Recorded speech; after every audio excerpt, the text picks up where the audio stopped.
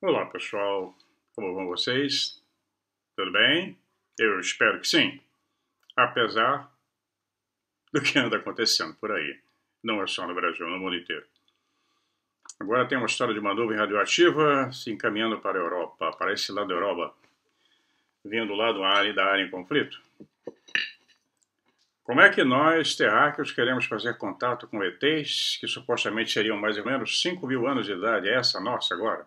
Imbecis, né? O G7 está mostrando isso. Os homens mais imbecis da história do planeta nos últimos 70 anos estão reunidos lá no Japão. E esses caras estão decidindo as nossas vidas, transformando o planeta no inferno. E não querem parar. Ninguém fala de paz. Enfim, nós estamos em um ciclo. E esse ciclo vai acabar como todos os ciclos que nós já vimos nas histórias do passado, ciclos recentes e ciclos pessoais de cada um. Cada um de nós tem o seu ciclo. Vários, não um. Nossa vida é repleta de ciclos que se abrem, vivem, se transformam e se encerram. É assim com cada um de nós. Isso tem a ver com a viagem no tempo. E nós vamos falar sobre os paradoxos da viagem do tempo, sob uma visão da física quântica, sem entrar em detalhes de matemática profunda, porque para entender de física quântica tem que se entender muito de matemática e da física tradicional, da física atômica. Mas existem trabalhos que fazem um resumo de uma forma, numa linguagem mais simples, para que nós possamos entender como é que a viagem do tempo funciona, como é que ela poderá funcionar e quais são os paradoxos que nós vamos enfrentar. Vamos começar já. Estou mostrando a vocês aí o pôr do sol da vista do novo endereço, na varanda. Nós estamos morando no limite da zona da cidade de Amsterdã, né, como eles chamam aqui, da província de Amsterdã, né, com uma área rural. Aqui significa 10 quilômetros fora da cidade. Tudo é muito pertinho. A dinâmica das regras, né, revela muito sobre o comportamento dos seres hiperdimensionais. Nós falamos tanto aqui, né, e a razão de certas leis metafísicas. A timeline dynamics, a dinâmica da linha de tempo, né, ela é essencialmente sobre os loops que nós fazemos, né, entre o presente e sua gama disponível de futuros prováveis. Vários futuros.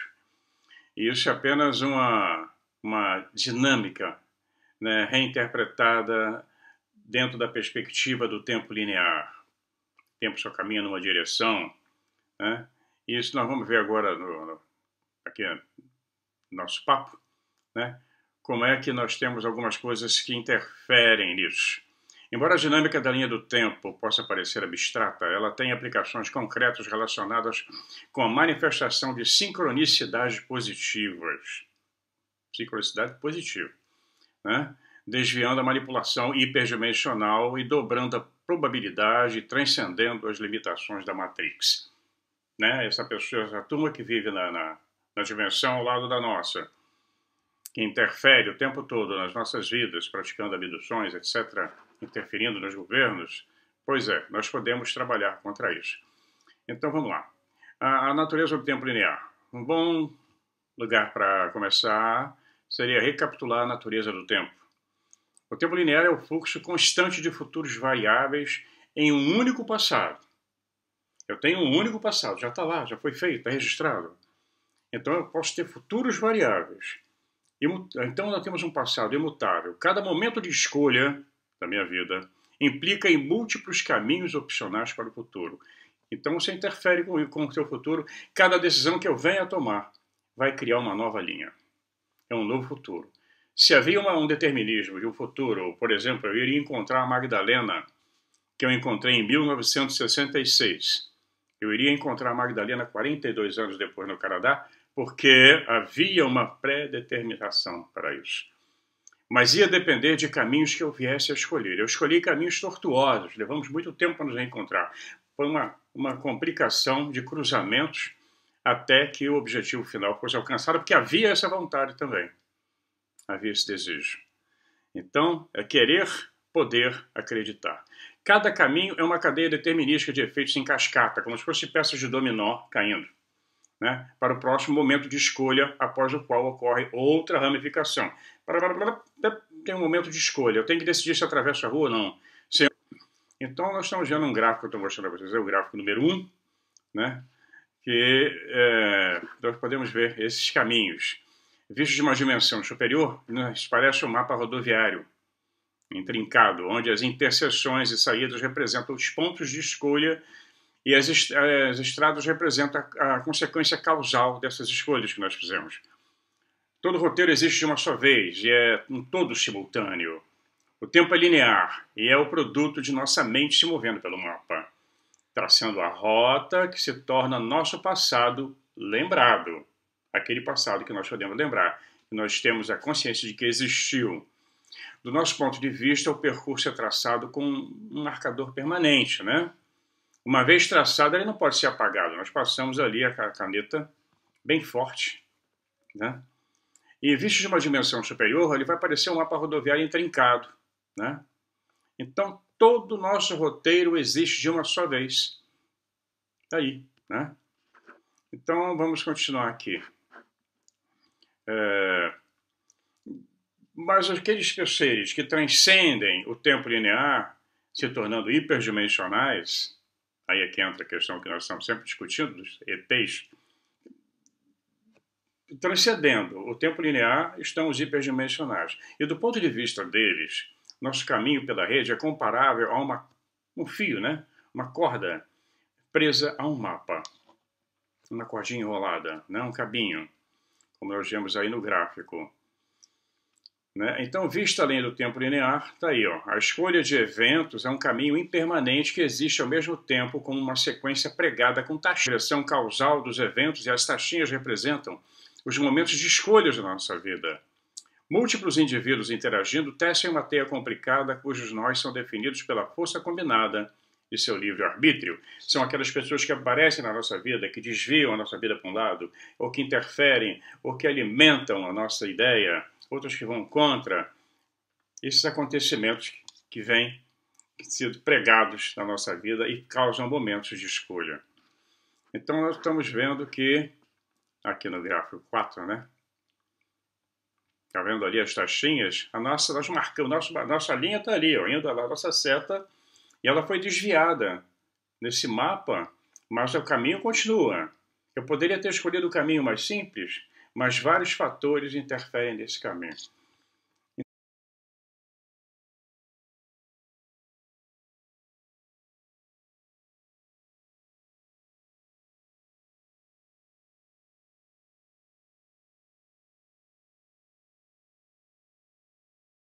Então, uma entidade fora do tempo linear, ela pode mudar o passado, seja removendo uma escolha já feita, seja inserindo uma nova sequência de eventos em que o livre-arbítrio estava ausente, portanto, inviolável.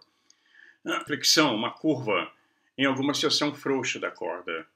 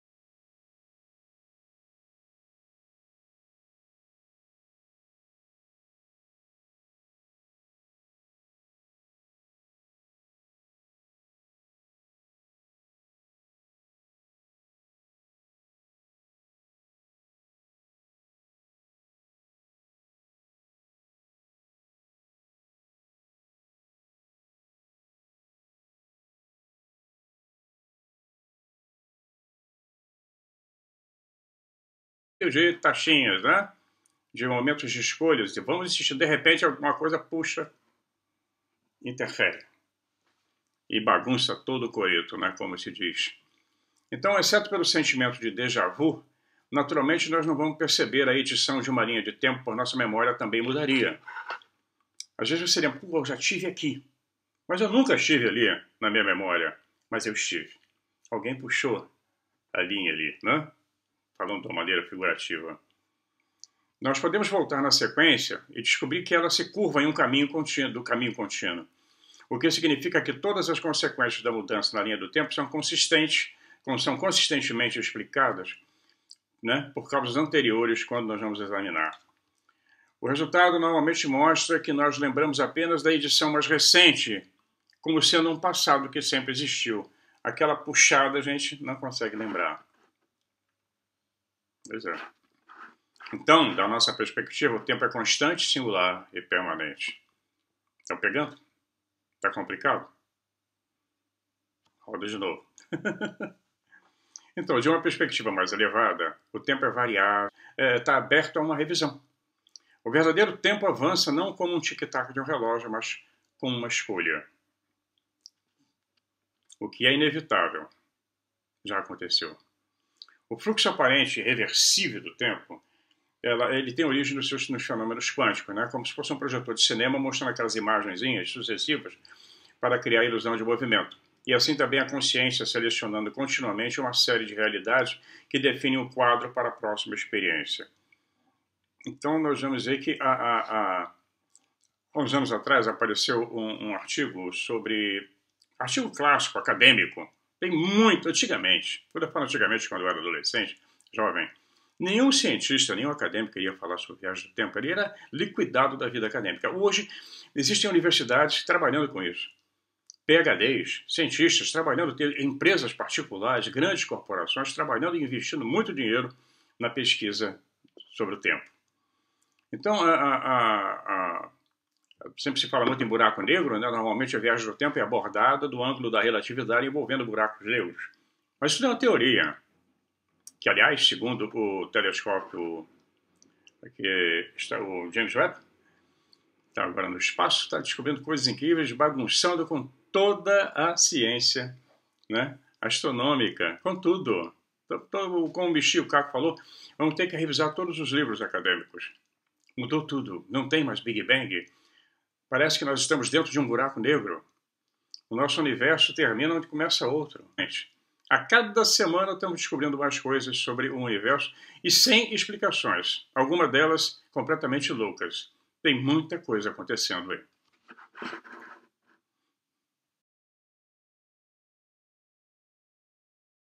De acordo com esse modelo científico, se você viajar para o passado quântico mecanicamente, uma máquina, só conseguiria ver as alternativas consistentes com o mundo que ficou para trás. Em outras palavras, enquanto você estiver ciente do passado, você não poderá mudá-lo. Não importa o quanto improvável sejam os eventos que podem ter levado às circunstâncias atuais. Uma vez que eles realmente ocorreram, eles não podem ser alternâncias consistentes com o futuro que já se desenrolou. Isso também tem enormes consequências para o paradoxo do livre-arbítrio, né? Isso mostra que é perfeitamente lógico supor que se tem muitas opções e que se é livre para escolher qualquer uma delas. Até que uma eleição seja feita, o futuro não está determinado. No entanto, uma vez que a escolha é feita, leva a um futuro específico. E isso é inevitável. Não poderia ser diferente. As condições de fronteira de eventos futuros acontecendo, como já aconteceram, garantem que eles devem ter sido preparados no passado. Então, olhando para trás, o mundo é determinista, no entanto, passado. Bom, na verdade, serve como uma evidência indireta que se essas reações realmente têm que ocorrer na natureza, no sentido de que sem ela existe um paradoxo, né? Ou seja, voltar no tempo é praticamente impossível. Nós podemos voltar no tempo, sim, como observadores. Nem no corpo físico, muito provavelmente não. Até onde nós conhecemos, até onde as teorias trabalham, não podemos alterar mais. Esse passado, meu passado, eu posso ir lá, em corpo astral, projeção mental, na tela mental, mas não posso interferir, né? Então, esse modelo também tem consequências para a interpretação de muitos mundos da teoria quântica. O mundo pode parecer continuar se dividindo quando se trata do futuro, né? Tudo bem, você tem várias opções. No entanto, uma vez uma viagem no tempo, não existem mundos alternativos. Só vou alcançar um mundo que eu determinei com o meu passado. Complicado, né? Mas é interessante. Então, o viajante no tempo só pode participar de maneira causal, física e tangível de um passado que inevitavelmente evoluirá para o futuro de onde veio o viajante do tempo. Então, nós no presente só podemos interagir casualmente com os viajantes do tempo do futuro para o qual estamos indo, não outros. No entanto, as regras de viagem do tempo podem não ser tão rígidas quanto isso, já que o artigo concluiu apontando para uma solução alternativa que implica que viagens no tempo menos determinativas e mais difusas podem ser possíveis. Outras dimensões onde a física seja completamente diferente. É o que o James Webb está descobrindo agora, esse telescópio. Por exemplo, quanto mais inconsistente for um passado com sua linha de tempo, menos presença o viajante no tempo vai ter durante sua visita. Por presença, né, quer dizer o seguinte, presença física. Tem a presença de probabilidade. Qualquer um imporá a preservação do livre-arbítrio, qualquer uma delas, né? Então, perder a presença física significa tornar-se mais etéreo. É o que eu falei, você pode visitar em outro tipo de corpo, no corpo astral, onde você não poderá intervir. Então, perder a presença probabilística significa que você simplesmente não vai estar no lugar certo, na hora certa, fazendo a coisa certa para ter algum efeito. Não tem como sair dessa linha que já foi programada, que já foi realizada. Eu só posso trabalhar em cima dela. Um viajante no tempo pode visitar qualquer tipo de tempo passado se ele permanecer totalmente invisível e não se tornar físico. Aí sim. Isso seria equivalente ao que eu falei, visão à distância, visão remota, né? Visão remota do passado. Vai aparecer. Se você quer ser totalmente físico, só vai poder entrar no passado que criou o seu... Já foi feito. Tem como mexer. Isso não é especulação, isso é representado matematicamente, uma fórmula complicadíssima. Não dá para conversar sobre a parte técnica, né? Então, só para concluir essa parte de... Mas tem uma técnica chamada de arrasto hiperdimensional negativo. Essa técnica de arrastamento ela visa maior influência determinística, quer dizer, é uma tática favorecida que favorece as entidades hiperdimensionais que acham lucrativo escravizar outras almas. Aí é que entra no que a gente sempre tem comentado por aqui. Quanto mais tangível essas turmas puder tornar essa influência, menos livre-arbítrio de suas vítimas alvo terão efeito. As vítimas não terão muita chance de ter o livre-arbítrio. Nós conhecemos essas entidades mais comumente que nós chamamos de greys, que todo mundo vive paparicando grey. Nem chegue perto desses caras, os reptilianos, né? Aqueles seres louva-a-Deus, bem como as facções alienígenas nórdicas. Não é surpresa, né, que o método de operações deles é totalmente consistente com a mecânica quântica da viagem do tempo, né, através da manipulação. Em vez de forçar seus alvos a uma escravidão espiritual, eles são capazes de atrair almas da linha de tempo mais exuberantes, investigadores de fenômenos paranormais, novatos em pesquisas da Matrix.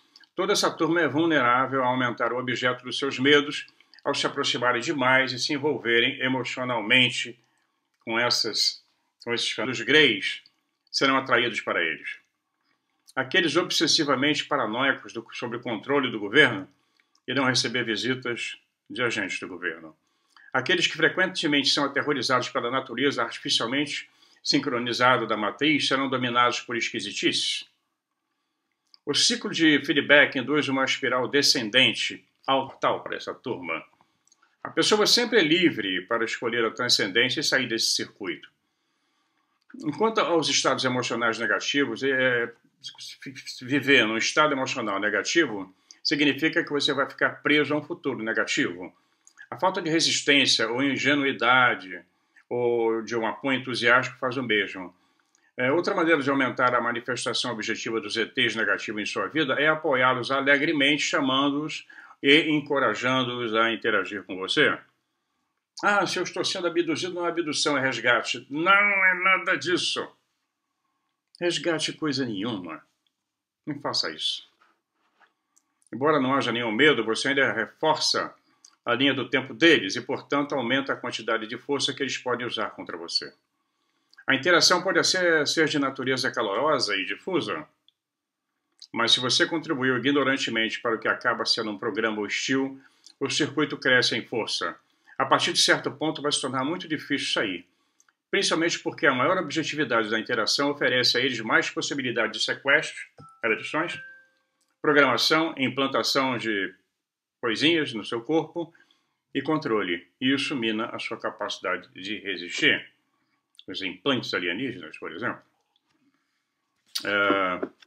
Então essas forças das trevas, elas funcionam arrastando você emocionalmente para projeções em direção a elas, ou enganando, oprimindo intelectualmente você para apoiá-las. Mas tem também o lado positivo. Então chega de escuridão, né? Então a mecânica quântica na viagem do tempo para fins positivos. A primeira e mais óbvia aplicação é o fortalecimento de uma conexão com as forças positivas, ou seja, o eu superior, ou Deus, como você queira. Milagres que acontecem, como vou te explicar já já. O seu eu superior. Pode ser, para muitos, a versão final de você. Como eu disse, Deus, seu orixá, seu eu superior pode ser a versão mais melhorada que você tem, de você mesmo. E ela é totalmente manifestada em seu potencial. Né? Se a evolução consciente continuar indefinidamente, é inevitável que mais cedo ou mais tarde você vai alcançar a perfeição espiritual individual. Um estado no qual sua sabedoria e poder, né, vão crescer profunda e plenamente. E a sua mente transcendeu, então, os limites do tempo e do espaço. Pum! Você está dominando tudo. Embora ainda esteja para acontecer, sua inevitabilidade significa que já aconteceu. Se o seu futuro, né, o seu eu futuro, no caso, transcender o tempo, então sua consciência poderia se estender naturalmente para trás e se sobrepor à consciência de todas as suas encarnações passadas ao mesmo tempo. Em outras palavras, embora sua perspectiva linear, sob uma perspectiva linear, o eu superior seja um provável futuro distante, em última análise, esse futuro perfeito existe agora ao seu lado. De acordo com o princípio quântico descrito nesse artigo, quanto mais você se projeta para tornar seu eu superior, desculpem, a tradução às vezes eu me atrapalho, quanto mais você se projeta em você. Uma conexão fraca significa que sua orientação está limitada para captar impressões intuitivas vagas, sonhos simbólicos, certas sincronicidades e assim por diante. Uma conexão mais forte vai permitir a você uma conversa interna direta, que é claramente mais objetiva do que impressões vagas. A voz do eu superior é frequentemente descrita como uma voz mansa e delicada, significando um conhecimento interior que é facilmente abafado por distrações mentais. Um esforço prolongado e sincero para viver a partir da parte mais elevada de você, né, o coração da sua alma, aumenta o ciclo de feedback e expande sua capacidade de agir como um canal para o seu próprio futuro. Você então, o filho pródigo, retorna a casa.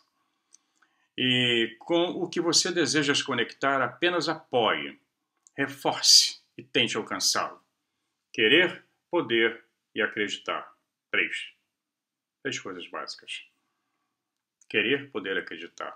Isso é fácil.